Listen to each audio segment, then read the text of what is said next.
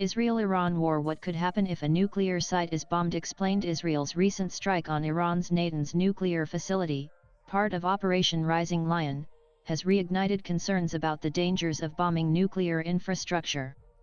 The International Atomic Energy Agency (IAEA), through Director General Rafael Grossi, confirmed that the above-ground portion of Natanz's pilot fuel enrichment plant, where uranium was enriched up to 60%, was destroyed, causing chemical and radiological contamination inside the site. Crucially, external radiation levels remain unchanged, indicating no threat to the surrounding environment. The incident has brought back into focus a critical question: what could happen when a nuclear site is bombed? The consequences vary, depending on what part of the facility is hit, whether radioactive material is present, and how the site is designed. Based on recent developments and past examples, here's a breakdown of the potential fallout from such strikes, including radiation risks, environmental contamination, and long-term geopolitical escalation. If the goal is to disrupt operations, such as halting uranium enrichment, a carefully planned strike might target above-ground equipment, power lines, centrifuges, or tunnels, while avoiding areas that house radioactive material. This kind of operation is designed to stop or delay a nuclear program without releasing radiation. Israel has carried out such strikes in the past. In 1981, it bombed Iraq's Iraq reactor before it became operational.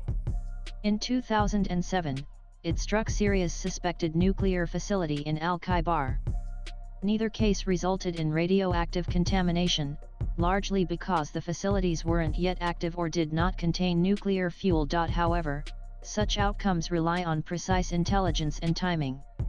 If the site is already storing enriched uranium or radioactive waste, the risks change significantly. If a strike damages parts of a facility that contain enriched uranium or spent fuel, radiation could be released. In the case of Natanz, the IAEA has confirmed internal chemical and radiological contamination, though external levels remain normal. The scale of contamination in any strike would depend on the form and quantity of the material, as well as whether the storage systems or cooling mechanisms are breached. Even without a nuclear detonation, which is not possible without a warhead, the release of radioactive particles into the air, soil, or water could affect surrounding areas.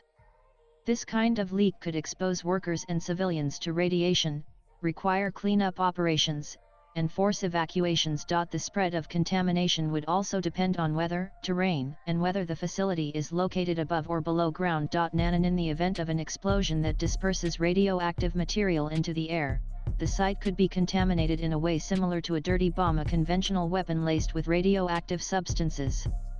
This wouldn't produce a nuclear explosion but could render parts of the area uninhabitable and trigger widespread fear. This scenario is more likely if the strike causes fires, breaches storage containers, or hits concentrated radioactive powder or gas.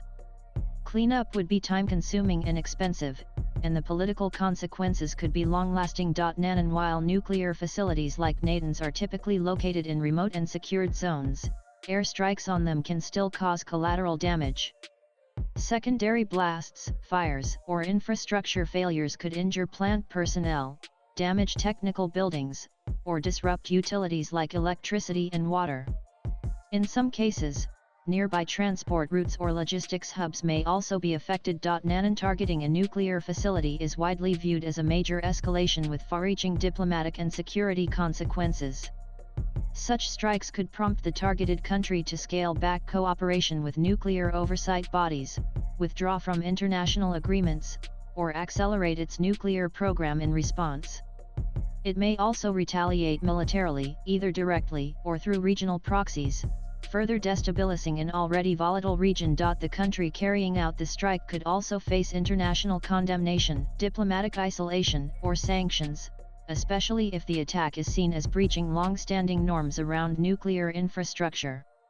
Even when there's no radiological fallout, the political consequences of such actions can ripple across global institutions and alliances. In the current case, Iran has already launched missile and drone attacks in response to Israel's operation, confirming that military retaliation is underway.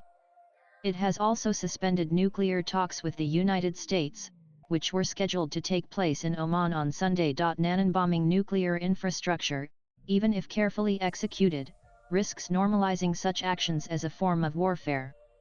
It could open the door for similar operations in other conflict zones and increase the vulnerability of nuclear sites, including those used for peaceful or dualist purposes, in future wars. That's why nuclear facilities have historically been treated as off-limits under international norms, not just because of the physical risks involved, but also due to the long-term damage such strikes can do to global trust in non-proliferation frameworks and international oversight. Nanan swipe left for next. Video: a strike on a nuclear facility is rarely a contained event. While it may succeed in disrupting operations, it also carries risks that extend far beyond the target. Radiation exposure, regional instability, and the weakening of global non-proliferation frameworks, the international rules and agreements that aim to prevent the spread of nuclear weapons. In the case of Natanz, contamination has already occurred within the site, though the external environment remains unaffected. Still, the questions this raises, about how close the world is to disaster when nuclear infrastructure is hit, are more relevant than ever. Latest blogs.